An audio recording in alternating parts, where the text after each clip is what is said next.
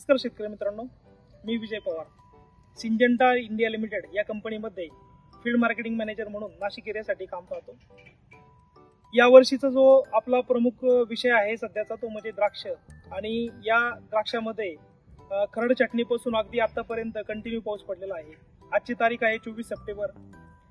या प्लॉटची जी छाटणी आहे ती खरड छाटणी झालेली होती 15 एप्रिलमध्ये. आणि तासदिंडोरी गावामध्ये मी सध्या उभा आहो.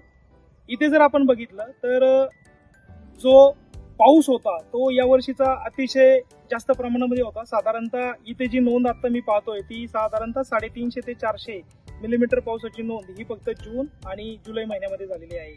अशा कंडिशनमध्ये आपल्याला कल्पना आहे की कंटिन्यू पानं ओले राहिल्यामुळे दावणी मिल्ड्यू असेल, करपा असेल, या दोन रोगांचा जो प्रादुर्भाव आहे तो अतिशय भयंकर पद्धतीने आहे. आणि पूर्ण नाशिक जिल्ह्यामध्ये जर बघितलं तर पानं जे आहेत ते पानं टिकलेली नाहीयेत.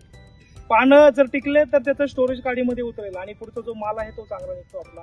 तर सध्या जे प्रमुख शेतकऱ्यांपुढे आव्हान होतं ते म्हणजे पत्ती टिकवण्याचं. आणि अशा कंडिशनमध्ये ओरोंडी साल्ट्रा आणि मिराविज डिओ हे नवीन जे सिंजंटानी बुरशीनाशक लॉन्च केलेले आहेत त्याचा वापर या प्लॉटमध्ये आपण 2 वेळेस केलेला आहे आणि शेतकऱ्यांना अतिशय चांगले रिपोर्ट आलेले आहेत. जर आपण इथं बघितलं तर इथे 2दा फवारण्या गेलेल्या आहेत आणि जर पानं जर आपण चेक केले तर पानं अतिशय चांगल्या परिस्थितीत आहे, सुस्थितीमध्ये आहे. असे कुठं सध्या आपल्याला पाहायला भेटत नाहीये. तर याचा अर्थ असा की चांगल्या बुरशीनाशकांचा आपण वापर केला, ओरोंडी साल्ट्रा आणि मिराविज डिओ सारख्या बुरशीनाशकांचा जर वापर केला तर ओरोंडी साल्ट्रा हे आपल्याला डावणी नियंत्रणामध्ये मदत करेल आणि मिराविज डिओ हे आपल्याला करपा आणि धुरी या नियंत्रणामध्ये मदत करेल. तर येणाऱ्या सीझनमध्ये आपण या 2 बुरशीनाशकांचा वापर करावा अशी मी सर्वांना विनंती करतो. थँक्यू.